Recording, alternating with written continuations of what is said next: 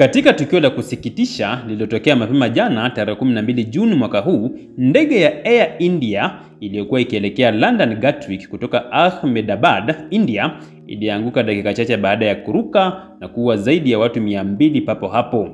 Tukio hilo limetikisa dunia likiwa moja ya ajali mbaya zaidi kuwahi kutokea na ndege ya aina ya Boeing 787 Dreamliner. Ndege hiyo ambayo ilikuwa imebeba abiria 230 na wahudumu 12 iliruka saa 7 mchana kwa saa za India, lakini ilipoteza mawasiliano dakika chache baada ya kupaa. Ilishindwa kupaa zaidi ya futi 625 na iligonga jengo la hosteli ya wanafunzi wa udaktari katika eneo la Megani Nagar, Ahmedabad.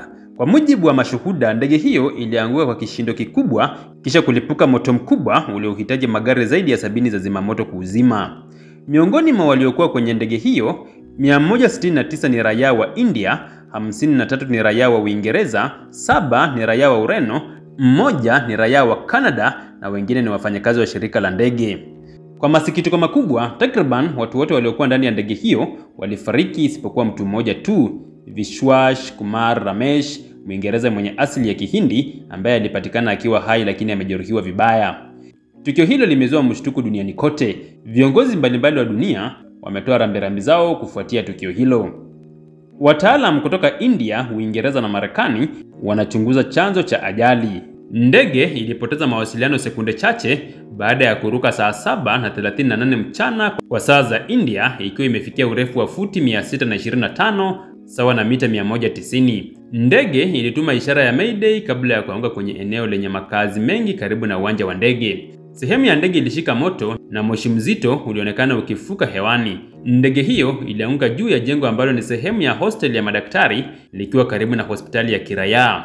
Maafisa wa usalama wanasema wamefanikiwa kusafisha 70% hadi 80% ya eneo la ajali. Televisheni ya CNN News 18 imeripoti kuwa wanafunzi kadhaa wa udaktari waliuawa. Waziri Mkuu wa India Narendra Modi amesema kuwa tukio hilo limeumiza moyo wake na ametuma rambirambi kwa waathirika. Waziri wa Afya Jagat Prakash Nadda na waziri wa usafiri wa anga Ram Mohan Naidu Kinjarapu pia wamesema wanafuatilia kwa karibu na wameagiza hatua za haraka.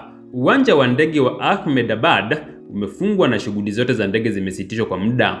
Boeing 787 Dreamliner imekuwa ikitumika kwa miaka 15 na hadi sasa haijawahi kushiriki kwenye ajali yoyote ya mauti. Hii ndiyo mara ya kwanza ajali ambayo ikihusisha ndege ya aina hiyo. Air India ilinunuliwa na kampuni ya Tata Group kutoka kwa serikali mwaka 2021 na serikali ilikuwa katika mpango wa kuboresha shirika hilo.